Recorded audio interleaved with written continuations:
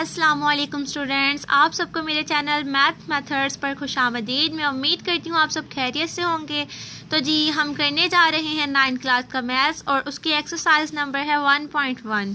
ठीक है, और इस एक्सरसाइज के अंदर हमने क्या पढ़ना है? बेसिकली हमने पढ़ना है मैट्रिसेस के बारे में। अब सवाल उठता है जी मैट्रिक्स क्या है?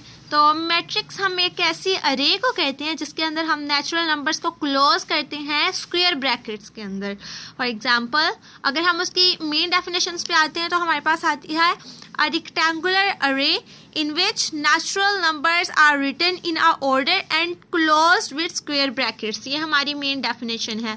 फॉर एग्जांपल मैं आपके पास एक बनाती हूँ matrix. For example a is equal to 2, 5, -2 and 6 and closed by bracket।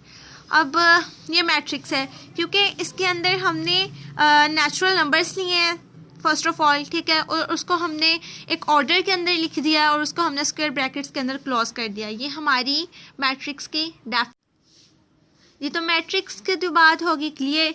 और अब आगे मैट्रिक्स का एक ऑर्डर है, ठीक है, जिसे हम n बाय m ऑर्डर कहते हैं। n मीन्स होती है रोज और m मीन्स होते हैं कॉलम्स। फॉर एग्जांपल ये हमारे पास एक मैट्रिक्स है, इसके अंदर ये हमारी एक रो है, ठीक है, इसको हम n के साथ शो करेंगे और ये हमारे पास एक कॉलम है, ठीक है, इसको हम m के साथ शो करेंगे। तो जो ऑर्डर की बेसिकली हमारे पास फॉर्मूला आता है उसको हम लिखेंगे the order of matrix is n by m। तो ऑर्डर लिखने के लिए ज़रूरी है कि आप पहले रोज़ को लिखें, उसके बाद आप कॉलम्स को लिखें। अब मैं आपके साथ ऑर्डर की एक एग्जांपल शेयर करती हूँ। फॉर एग्जांपल हम लिखते हैं b is equal to brackets 2, 9, 5, 2।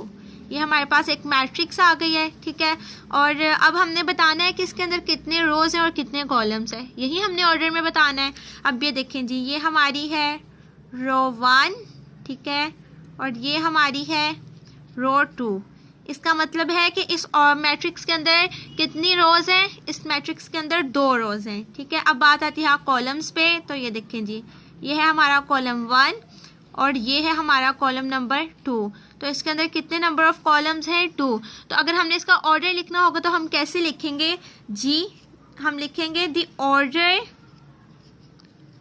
Order of B matrix is 2 by 2।